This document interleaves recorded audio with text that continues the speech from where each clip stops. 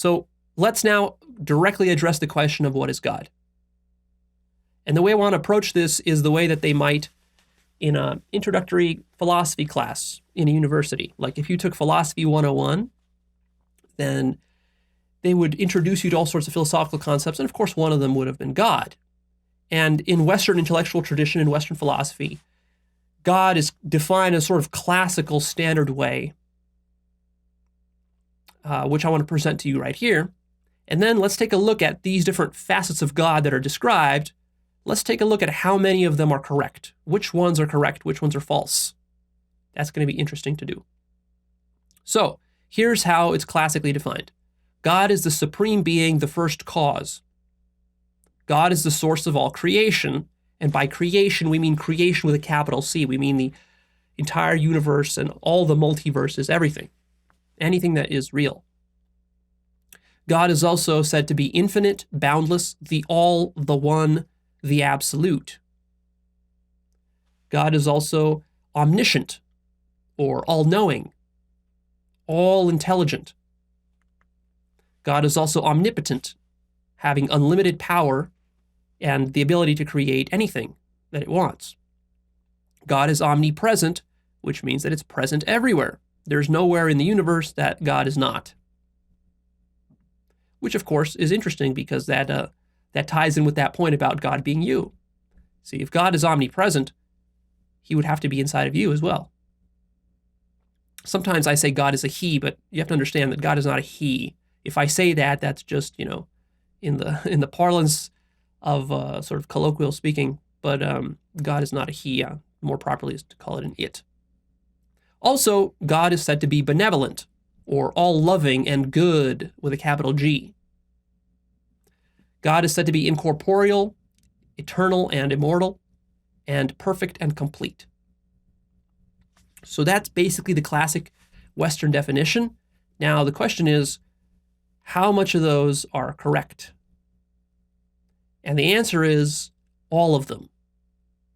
This is precisely the correct definition of God. The problem is accepting it and understanding how this can possibly be. So the reason that I'm saying that all of these are correct is because over the last 3 years, through my consciousness work, I have directly validated in my direct experience all of these facets. So I'm not just telling you because I've read this stuff someplace, but I have validated for myself that God is the supreme being, the first cause, the source of creation, infinite, boundless, the all, the one, the absolute, that God is omniscient and all-knowing and intelligent to the infinite degree, omnipotent with unlimited power, omnipresent. I've verified that as well. I've verified that God is benevolent and all-loving and good with a capital G. I've verified that God is incorporeal, eternal, immortal, perfect, and complete. But how can that be? How is it possible to verify such things, you might wonder? Well, we'll get to that, so hold on. Now, let's go a little bit deeper into this definition and explain more of these sorts of facets of God. So God is a radical state of consciousness. But also at the same time, God is all states of consciousness. So don't think that you need to be in a particular state of consciousness in order to experience God, or that God exists only in one state of consciousness. God exists everywhere, including this state of consciousness you're in right now. The only problem is that this present state of consciousness you're in right now, you're not conscious that this state of consciousness is a facet of God. Imagine if your consciousness expanded and exploded by 1,000-fold. That's what God is. God is also the absence of self, or you. Now, this seems to contradict what I said earlier, because earlier I just said, you are God. So Leo, how is it possible that God is the absence of me, but also me? Well, that's exactly right. That's the paradox. Both are the case. The way we explain this is God is the absence of you as your limited egoic identity. That thing you identify with, that you tell yourself was born, that has a life story, that personal you, the biological you, the you that you think is a creature, that you is a false conceptual self. So God is the absence of that. If you get rid of that thing, you will experience yourself as God. But then what remains of you? Well, nothing really. You experience yourself as pure emptiness. When we strip all qualities away from you, all that remains is just a state of pure, empty consciousness or awareness, and that's what God is. So this is you with a capital Y. You have to distinguish that from the conventional you that we normally talk about, the biological you, the biographical you. That's the false you. That thing has to die. In fact, that is the greatest obstacle to you realizing God. You are the obstacle, you see. And that's why this topic is so tricky. Because how do you get rid of you? You want to see God, and yet the thing that's in the way of you seeing God is yourself. God is also synonymous with reality, existence, and truth.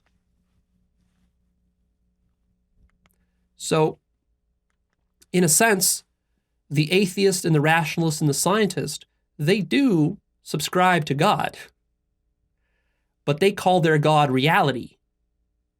They call their God nature or existence.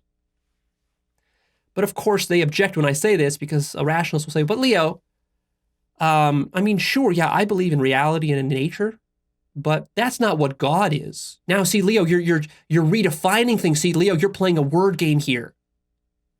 Because if God refers to reality, then why do we even need the word God? Why bring in religious connotations and spiritual stuff when we can just say reality is just like this machine? It's got no God-like qualities. It's just a machine. So stop calling it God. But you see, that's not what I mean. The word God does refer to reality, existence, and nature.